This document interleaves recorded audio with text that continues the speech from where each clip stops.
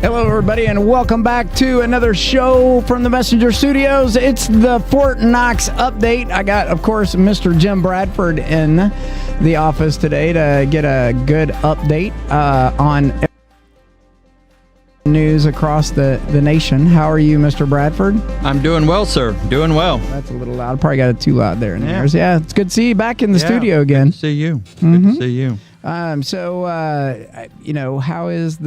How are things coming at Fort Knox? Yeah, going, we're going in the right direction. Like a lot of federal government agencies, we're down to, I don't know, what is it? Gosh, last 7 working days of the fiscal year. Yeah, so the crunch is on, right? Just like every household, where you're crunching numbers right before tax day and things of that nature. We're doing that. So it's hard to believe it's already like we're back in the circle again. So you know what is as crazy as it's been, and every entity has crazy throughout the year. You're right. It's a blink of an eye. Of course, about a week or so ago, it was a high of 70, and now it's getting close to 90. So, I think the fall harvest and pumpkins and all that Halloween, stuff's in there. Exactly, all of that stuff. Into summer, Labor Day, type of feel. But you're right, it's gone by pretty quick. But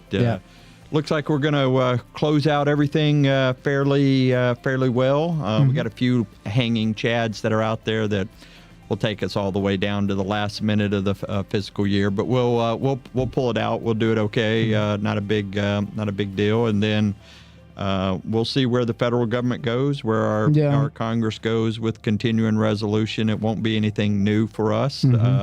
So we know what we need to do to prepare for it. Well, we know what we need to do if something happens over that. A little bit of good news. We kind of change into 1 October in the middle of the work week. So it's not a Saturday night at midnight, and you're like, all right, I wonder what Sunday's going to bring us. I got a job on Sunday. Yeah, I got to get to go back to work on Monday. That's awesome. That's right. So the calendar's working in our favor, but all good. And so you got a couple of projects happening on Fort Knox. Obviously, the new children's center. That stuff's not going to get held up. That's all been bought, paid for, and leaning in. That's right. Yeah, I think from a standard business rule standpoint. Ongoing projects continue to go, continue to be funded, move on. Projects that we would consider life, health, or safety, roof, electrical, something. Yeah, no problem. Can't start a new project because you got to have a budget, right? Yeah. You got to have money to apply that against a new project. And so this year, change of administration obviously happened back in November. New administration came on in January. Federal government made the decision to be in a year-long CR that kind of bound our hands, so to speak, on what we can do that this year. We're hoping to not have that, but it's not going to be obtainable. Yeah, if we start the new year with a little bit of a CR, I gotcha. If we can kind of get that going, and we've got a budget by Thanksgiving, which is historical or traditional for us to kind of maneuver through. I think we'll be all right. That'll be helpful. I know that we talk about budget, and people that might listen to this show, but the economic value of those dollars and cents not only go towards just kind of give a crayon and paper, I guess, explanation is, that's salaries, payroll, everything from HR to buying pipe to fix projects. All of that is budgetary. And I think that a lot of that money is what also pipes back into our communities from Fort Knox back to us. So it's very interesting how you kind of have to look at it, because money has different colors in government when your budgetary needs, and you can I got it. You got more money over here, but you can't use that money for this project over there. And it's really kind of weird how those budgeteers have to look at the dollars and cents of everything. Yeah, I think it's fair that somebody could kind of scratch their head a little bit and say, okay, Fort Knox, you keep saying that there's annually $3.6 billion that are going back into the community. What do you mean by that? Well, some of it is just straight up salary. Take for me, I live in Brandenburg. My property taxes go to Meade County. My wife shops at Kroger. I buy my clothes in our X, Y, or Z store. That's fairly easy. Let's take the Child Development Center that's being built right there next to the Patton Museum, right off of 31W. That company that is building that is from Ohio, but all the subcontractors that are building that are from this region. Now, they could be from Meade County or Hardin County. They could be out of Louisville. Maybe the concrete is coming out of the concrete plant by LG&E in Louisville. But the roofing and the plumbing and the electrical subcontracting work is all being done here with something else. So that's where that algorithm, that money, that math is is put into place. The federal government gives so much money per child, a military child, so not a child that would belong to me as a civilian, if that child goes to a Hardin or Meade County school. So with that gets factored in. We know how many military compact children are going to our counties, whether that be Bullitt or Jefferson County or right here in Meade County. So all of that kind of matters to that, that economic growth, and that allows businesses, restaurants, governments, housing development, to happen. And that's one of the great things that I like about my job, is because I get to be able to communicate that to judge executives. I get to be able to sit with city commissioners and mayors to say, hey, when you're thinking about this is the pros and cons that has to Fort Knox. Not trying to get into your vote. That is yours as an elected official. But this is what we are doing. That's right. Just like a business, just like any public hearing, I want you to hear from what Fort Knox is saying. Whether that is good or bad. And most of the time it's good, but there are occasions when there's friction. Tough and that's decisions what we want have to work to be through. made. Absolutely. Absolutely. Well, federal, state, and local, right? So obviously the Fort Knox is owned and ran by the federal government. So but as a good steward, I guess there's always that relationship. The Child Development Center, will they keep the other ones open that are on Fort Knox, at the other locations, so that there'll be more options, or how does that look? Yeah, so the idea is we are really building that toward the new child care standards and safety. Okay. Ultimately, this new facility will be, I akin it more to an open concept home, vice a home that was built in the 70s or 80s that are more, kind of every room's a four-walled room. Yeah. So that's the original, but we're not getting rid of the old one, and we're not losing capability. We're going to really kind of almost expand. That's good. Our challenge at Fort Knox is not facility space. It's actually the caregiver professional that we have a struggle to hire for. Right. And that's no different than every city or school district that's trying to hire that. That just requires a certain type of professional that is always in demand. And the good news is that person can, can choose where he or she wants to work. Is that a NAF job to work there? It is a NAF job, and we pay at the federal rate. And so, a little knock-off, thing is a federal caregiver working at Fort Knox is probably going to make more money than they would in the private sector or working for a school district or a large business that may have a child thing. Now, it may not line up with the family needs. That's a little bit different. But yes, it's a federal NAF job, and we pay at the federal wage rate. That's interesting. And then you were talking about housing. An interesting thing is that you can be a civilian and live on Fort Knox as long as vacancy exists and there's a housing available. That's right. And so you can work and live on Fort Knox. Absolutely. And so we're no different than we're in competition with off-post rental markets, property management groups, things of that that nature and stuff. We do run a tiered system, so. We kind of have you categorized as, a current DA civilian and contractor. Are you a retiree? Are you a veteran? Or things of that. And we have well over 500, just short of 500, 483, I think, actually. Yeah. That are living there that are that fall into that category. They're not wearing a uniform, but they live on a post and so forth. So yeah, we do the same incentives that a housing development. Very reasonable rates too. Honestly. Well, the good thing is it's all inclusive. Yeah. So, one flat rate, your electric bill, water. That's right. So if you're hey, I want to live in a secure neighborhood. Maybe I don't have children, and so I don't have to kind of worry about that movement back and forth of school and after-school programs. I live on post, or I work right off a post. It's a great opportunity and stuff because all your utilities are paid.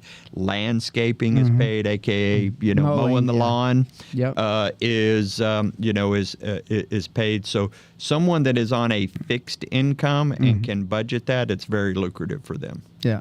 Well, you've got some big events coming up. I want to talk about Oktoberfest. That's right around the corner. Sure. Yeah, it's actually tomorrow. It'll be a little bit warm. We'll start around 6 o'clock, around 1800 for all you military folks. But sure, food, games, drink, all of that that's out there. We're going to have the big, huge Leader Steins. We'll have the UMPA band out there, going after it. Gotcha. Oktoberfest beer. We'll have all the, the brats and the schnitzels and tons of kids games and things like that. Cool. And it'll be very good. We'll go a couple more weeks through Columbus Day weekend. We've got fall break like every school district and community has, and then.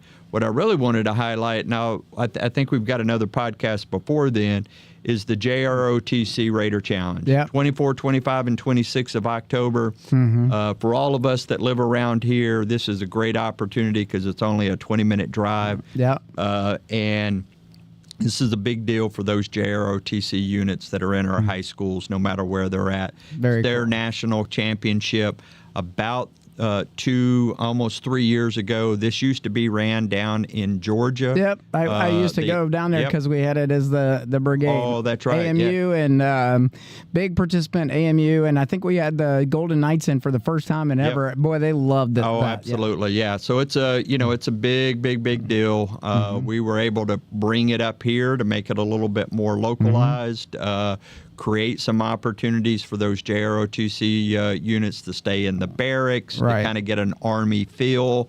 And we do tons of stuff with them to kind of introduce them to the Army and the whole ethos of the Army. And it's a great time for our for families as well. They get an opportunity to shop at the PX. They get an opportunity to shop at the commissary and do a few things because at the end of the day, it's their Fort Knox. It's their Army, and they need to see that.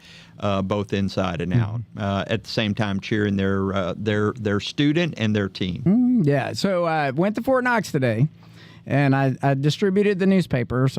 You want to get it this week because on the front page we've got two local right. I saw that. Veterans that were made the National Hall of Fame. You got your local judge, Troy Koch, then Scott Scholl. And then our local hometown football announcer, Cletus, as well. Also, he was already awarded, but there's three now in Meade County, and so we highlighted those in the paper this week. Obviously, it's that continued service right after service, and Fort Knox being the final landing spot for a lot of us around here. Just a super neat thing to highlight. Yeah, no, great great opportunity for them to be recognized. Definitely well deserved and stuff.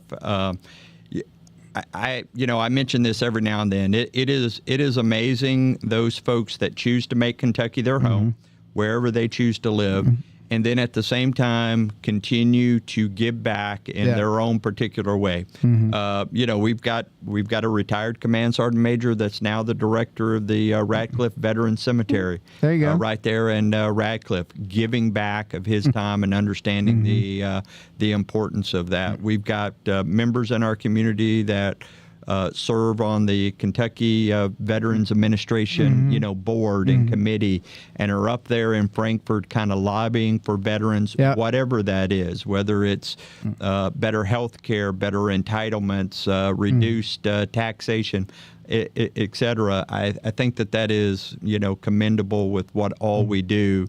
In that service beyond what they did in the military. Yeah, and you know what? I think that's one of the things that we get hooked on, right?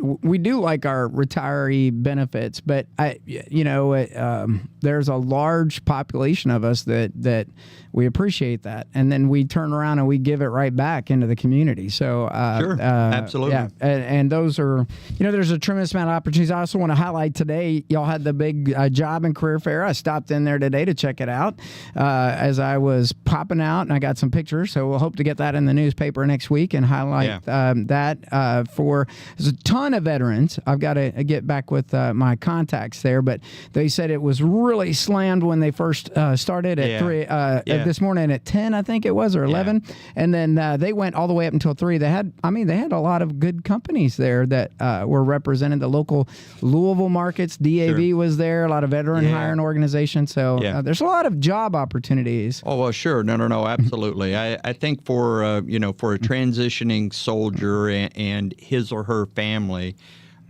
there is a lot of opportunity. Now, I think that the push is you got to go after and get it.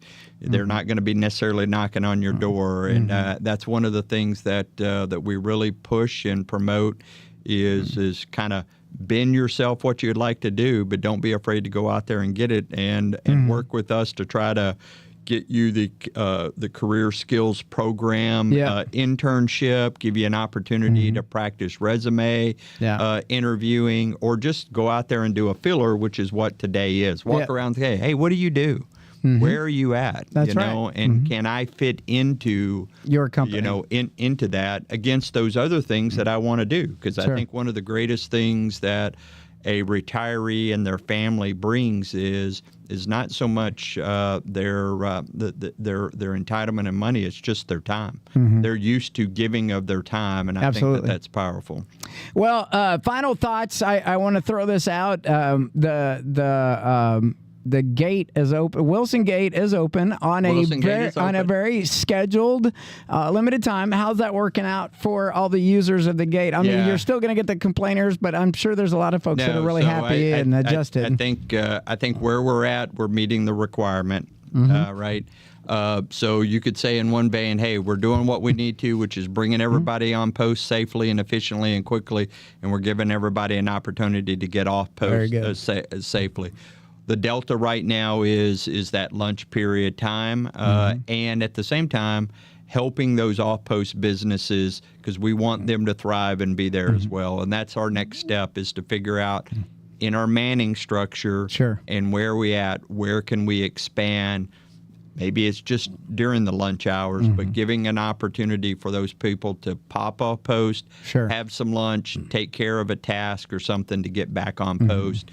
That's our next round of changes that we're trying to implement. Yeah, I do want to leave you with this thought. The Miller family is going to be recognized. I'll be going to DC first weekend, second week, I think it is, in October. Yeah, Columbus Day. Columbus Day week. Yeah. Of course, they all had the 10-miler and all that other stuff, but.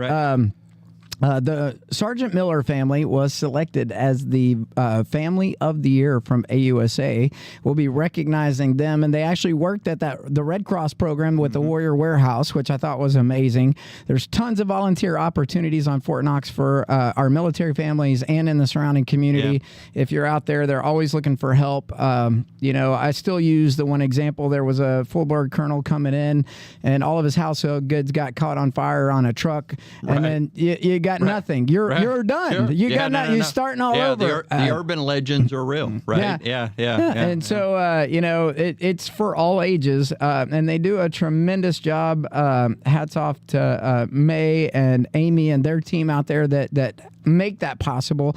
And it's through that volunteer program and several others that they were involved in that they're coming here. And then, of course, I'd be shameful if I didn't mention that Walt Meinhausen and then Mike Pesco are also being recognized for their service at AUSA National. So, Jim, we appreciate you from the association's standpoint and all of the volunteer organizations, Sergeant's Major Bluegrass Association. Yeah, there's tons of them. And, we had Sergeant Major Lessay, I screwed up, and we had him on here a couple weeks ago. It was him and I. We were chatting about some Fort Knox stuff, and it was really great because we were talking from the NCO professional, and he's doing a lot of great things out there. Absolutely. So just keep up the great work, and we appreciate the ability to help educate and inform through this platform, and thanks for your time. All righty. Okay. You guys have a great one. Thank you. You as well.